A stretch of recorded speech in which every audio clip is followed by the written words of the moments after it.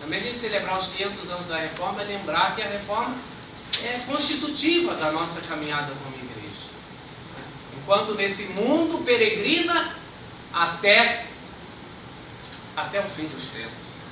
Peregrina na história, a dimensão escatológica, peregrinante da igreja, enquanto nesse mundo necessidade de reforma. Só a gente pensar na nossa própria igreja católica, quantas reformas acontecidas até os dias de hoje, né?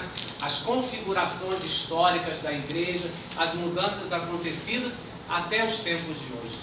Sobretudo os últimos tempos marcados pelo Concílio Vaticano II, que foi uma grande reforma da igreja católica, o Concílio Vaticano II. Do Evangelho aos nossos dias, estamos em caminho da reforma. O número 90 do documento nos revela isso. Abramos lá no número 90.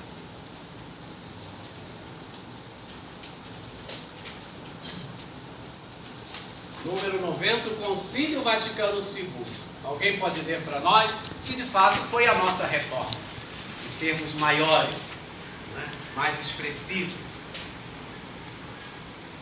Enquanto o Concílio de Trento definiu as relações católicas com os luteranos por vários séculos, seu legado agora precisa ser contemplado na luz do Concílio Vaticano II, de 1962-65.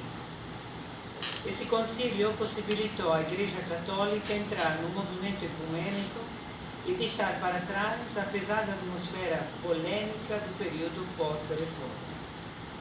A Constituição Dogmática sobre a Igreja, Lumen Gentium, o Decreto sobre o Ecumenismo, Unitatis Redintegratio, a Declaração sobre a Liberdade Religiosa, Unitatis Humanae, e a Constituição Dogmática sobre a Revelação Divina, Dei Verbo, são documentos fundamentais para o ecumenismo católico.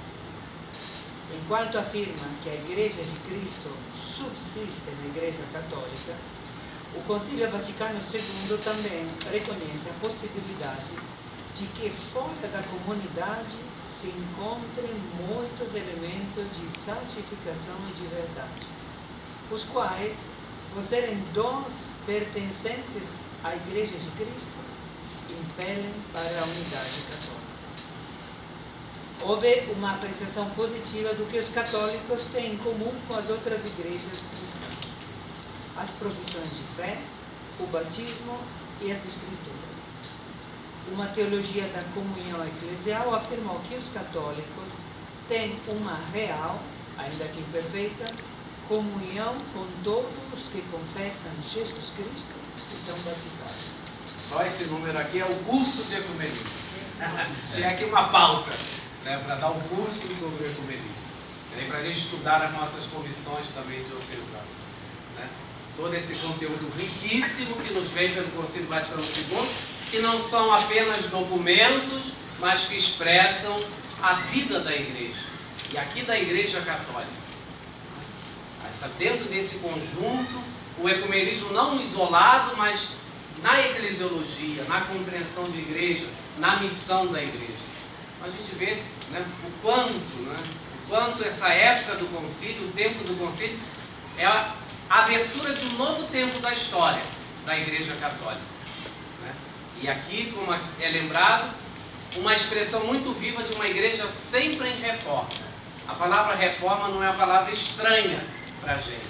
É uma palavra constitutiva da nossa vida eclesial, daquilo que a igreja é e é chamada a ser. Como pode